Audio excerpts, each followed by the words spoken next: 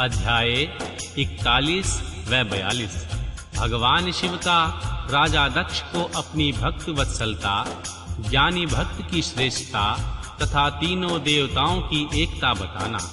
राजा दक्ष का अपने यज्ञ को पूर्ण करना, सब देवता आदि का अपने अपने स्थान को जाना, सती खंड का उपसंहार और महत्व।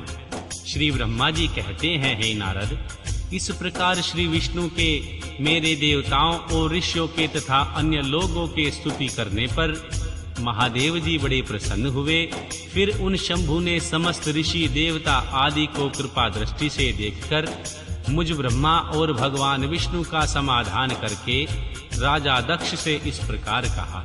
महादेव जी बोले, प्रजापति दक्ष, मैं जो कुछ कहता हूँ उसे सुनो। मैं तुम पर प्रसन्न हूँ। यद्यपि मैं सबका ईश्वर और स्वतंत्र हूँ और सदा ही अपने भक्तों के अधीन रहता हूँ। 4 प्रकार के पुण्य आत्मा पुरुष मेरा भजन करते हैं। दक्ष प्रजापति, उन चारों भक्तों में पूर्व की उपेक्षा उत्तरोत्तर श्रेष्ठ है। उनमें पहला आर्त, दूसरा जिज्ञासु और तीसरा अध्यार्थी और चौथा ज्ञानी है। पहले के 3 तो सामान्य श्रेणी के भक्त हैं, किंतु चौथे का अपना विशेष महत्व है। उन सब भक्तों में चौथा ज्ञानी ही मुझे अधिक प्रिय है। वह मेरा रूप माना गया है, उससे बढ़कर दूसरा कोई मुझे प्रिय नहीं है। यह मैं सत्य सत्य कहता हूँ। मैं आत्मज्ञ हूँ। वेद वेदांत के परगामी विद्वान ज्ञान के द्वारा मुझे जान सकते हैं। जिनकी बुद्धि मंद है वे ही ज्ञान के बिना मुझे पाने का प्रयत्न करते हैं। कर्म के अधीन हुए मूढ़ मानव मुझे वेद, यज्ञ, दान और तपस्या द्वारा भी कभी नहीं पा सकते।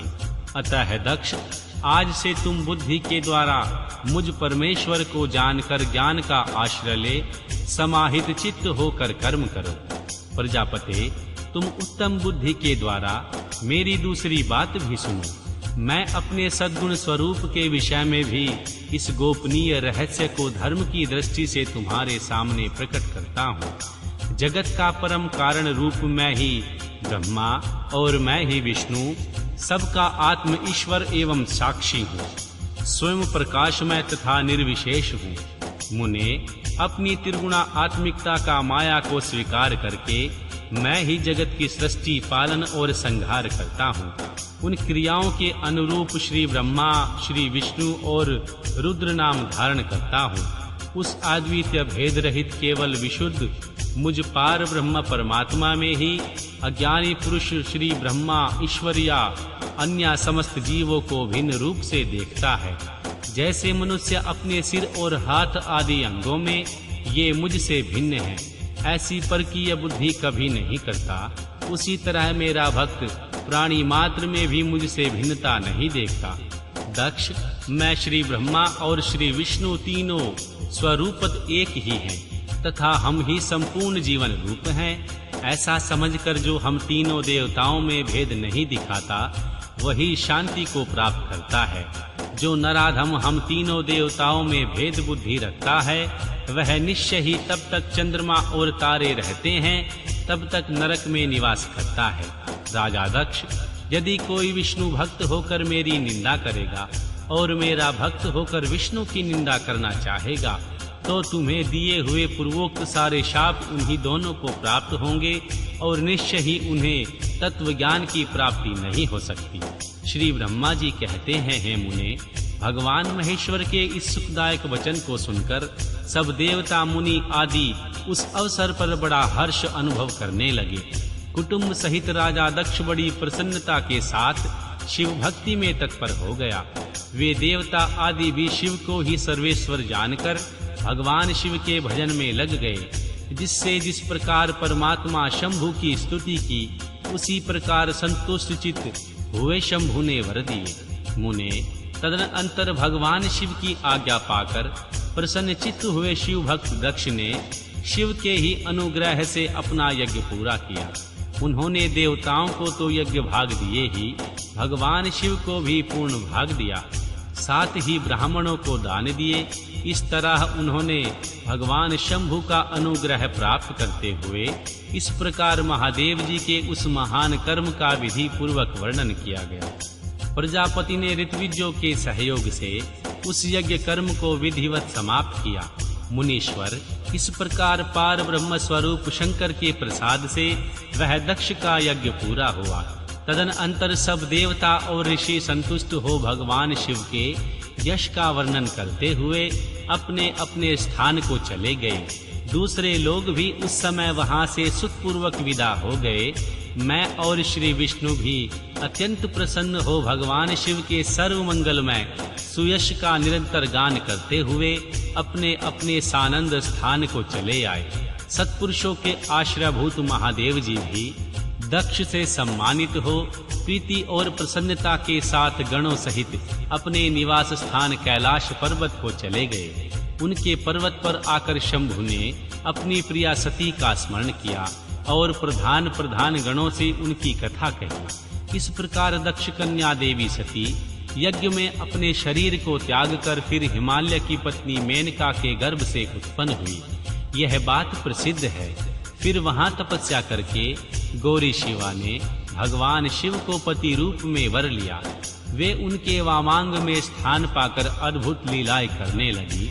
हे नारद, इस तरह मैंने तुम्हें देवी सती के परम अद्भुत दिव्य रूप का वर्णन किया, जो भोग और मोक्ष देने वाला, संपूर्ण कामनाओं को पूर्ण करने वाला। यह उपाख्यान पाप को दूर करने वाला, पवित्र एवं पावन है।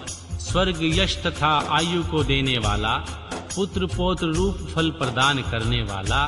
तात जो भक्तिमान पुरुष भक्ति भाव से लोगों को यह कथा सुनाता है, वह इस लोक में संपूर्ण कर्मों का फल पाकर परलोक में परम गति को प्राप्त कर लेता है। अध्याय 43 रुद्र संहिता तृतीय पार्वती खंड। हिमालय के स्थावर जगम विविध द्वारा स्वरूप एवं दिव्य तत्व का वर्णन, मैना के साथ उनका विवाह तथा मैना आदि के पूर्व जन्म में प्राप्त हुए सनकादि के शाप एवं वरदान का कथन। श्री नारद जी ने पूछा, ब्राह्मण, पिता के यज्ञ में अपने शरीर का परित्याग करके दक्ष कन्या जगदम्बा सती देवी किस प्रकार गिरिराज हिमालय की पुत्री हुई, किस तरह अत्यंत उग्र तपस्या करके उन्होंने पुनः भगवान शिव को ही पति रूप में प्राप्त किया, यह मेरा प्रश्न है। आप इस पर भली भांति और विशेष रूप से प्रकाश डालिए। श्री ब्रह्मा जी कहते हैं, हे मुने, तुम पहले माँ पार्वती के जन्म के विवाह और अन्य भक्ति वर्धक पावन चरित्र सुनो। मुनि श्रेष्ठ, उत्तर दिशा में पर्वतों का राजा हिमवान नामक महान पर्वत है, जो महातेजस्वी और समृद्धिशाली है। उसके दो रूप प्रसिद्ध हैं, एक स्थावर और दूसरा जघम। मैं संक्षेप में उनके सूक्ष्म स्थावर स्वरूप का वर्णन करता हूँ।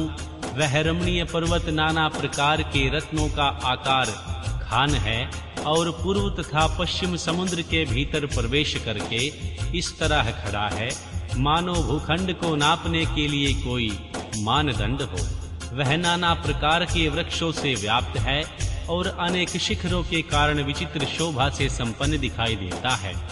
सिंह, व्याघ्र आदि पशु सदा सुखपूर्वक उनका सेवन करते हैं। हिम का तो वह भंडार ही है, इसलिए अत्यंत उग्र जान पड़ता है। भांति भांति के आश्चर्यजनक दृश्यों से उसकी विचित्र शोभा होती है। देवता, ऋषि, सिद्ध और मुनि उस पर्वत का आश्रय लेकर रहते हैं। भगवान शिव को वह बहुत ही प्रिय है, तपस्या करने का स्थान है। स्वरूप से ही वह अत्यंत पवित्र और महात्माओं को भी पावन करने वाला है। तपस्या में वह अत्यंत शीघ्र सिद्धि प्रदान करता है। अनेक प्रकार के धातुओं की खान और शुभ है। वही दिव्य शरीर धारण करके सर्वांग सुंदर रमणीय देवता के रूप में भी स्थित है। भगवान विष्णु का अविकृत अंश है, इसलिए वह शैलराज साधु संतों को भी अधिक प्रिय है।